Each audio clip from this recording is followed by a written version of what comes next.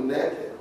We put it on the woman. What's the difference? What's the difference from before? Thank you, Mother Atkins, for that help. Okay. I'll be quiet. That's all right.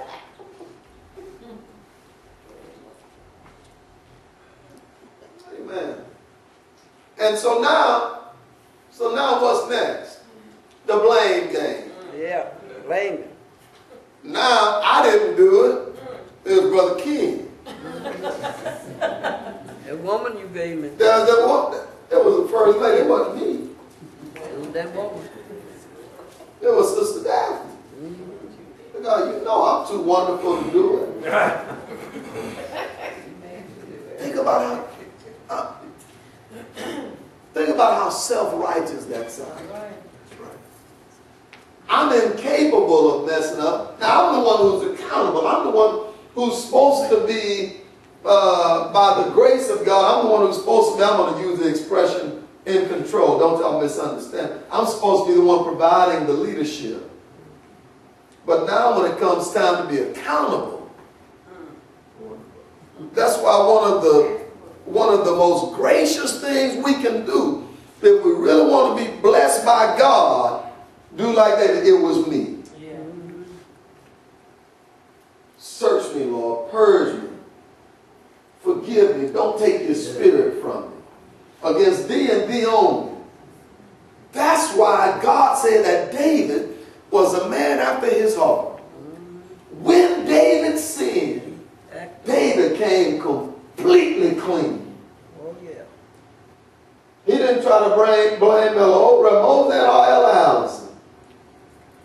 You know, when I'm in the pulpit on Sunday, Allison is on my right and Ramosan is on my left. If things went wrong, I could easily ease back.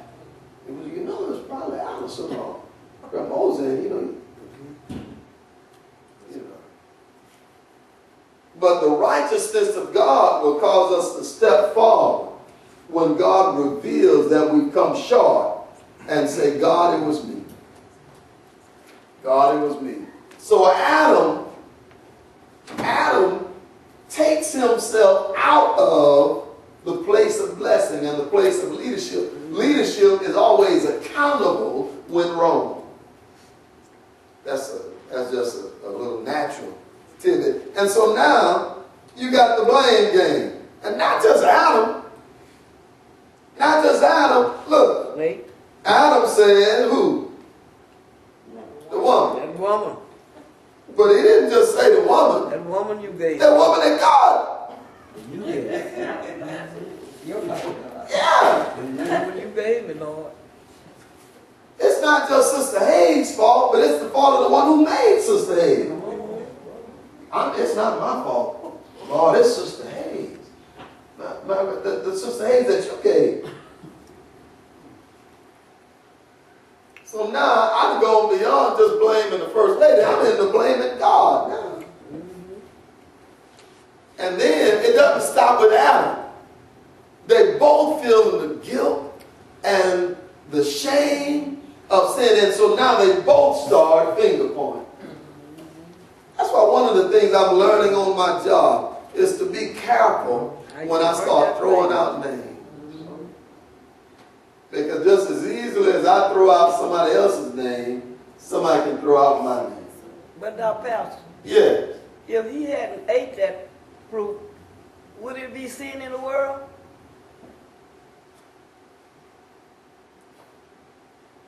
You know what I say?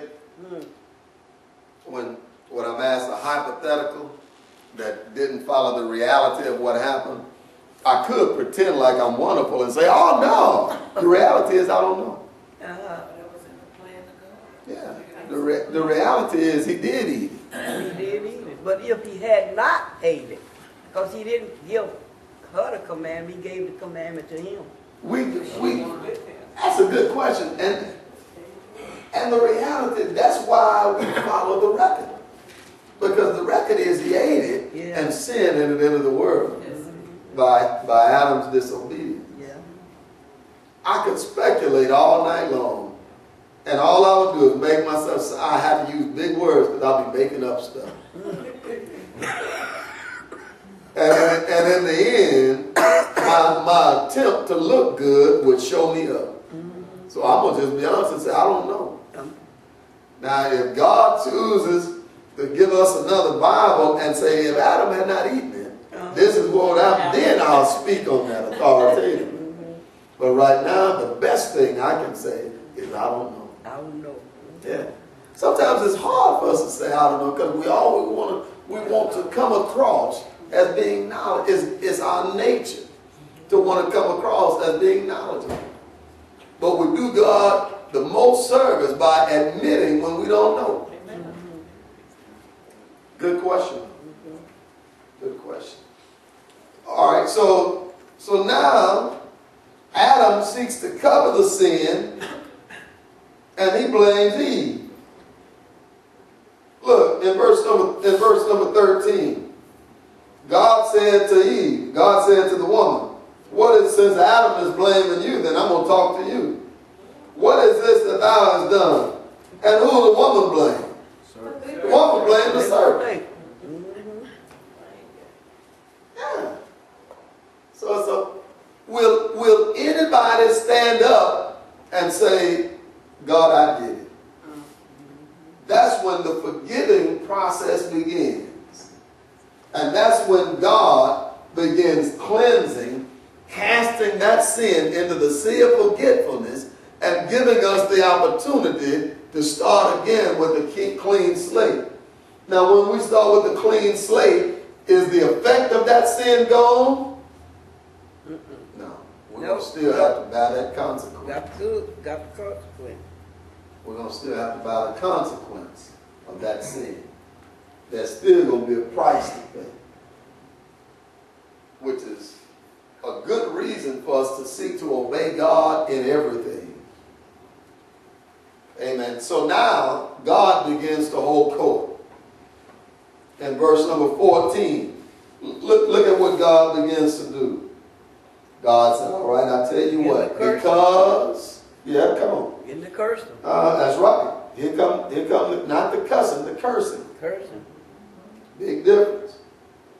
Because the serpent did this, so that tells you that the serpent had a part to play in allowing himself to be used by Satan.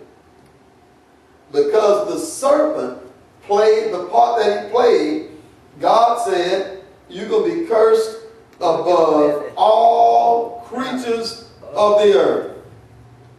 Most cursed of all creatures, you're going to crawl on your belly, and you're going to eat dust, and your head's going to be crushed by the seed of the woman. There in verse 14. Now that serpent was a beautiful man. That's why she ate that fruit.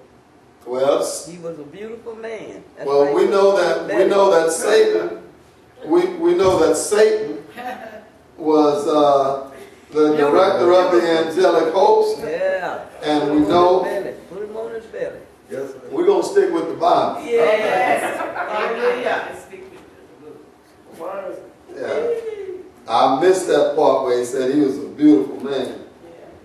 Yeah. All right. Now, then the Lord curses the woman. What does the Lord curse the woman with, somebody? Babies. In verse 16, right? Babies. And what comes with babies? Pain. Anybody here ever experienced the pain of childbirth? Oh, yeah. It ain't nice. I don't know if y'all caught it. I scanned the room when I asked that question. Did anybody else see all the frowns on the faces of the ladies? Oh, yeah. Yeah. What kind of stuff did your wife say or do when she was giving birth? Well, don't you come by me no more. Were you a hero or more like, not a villain, but more like a villain?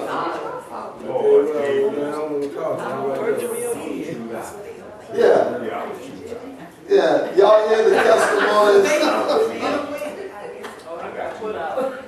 Yeah. See, Mother Atkins, when my wife, I don't remember which one it was. It was either Josh or Angela. I think it was Josh. She had made up her mind. I don't know if any of you all have ever. I don't want any pain medication.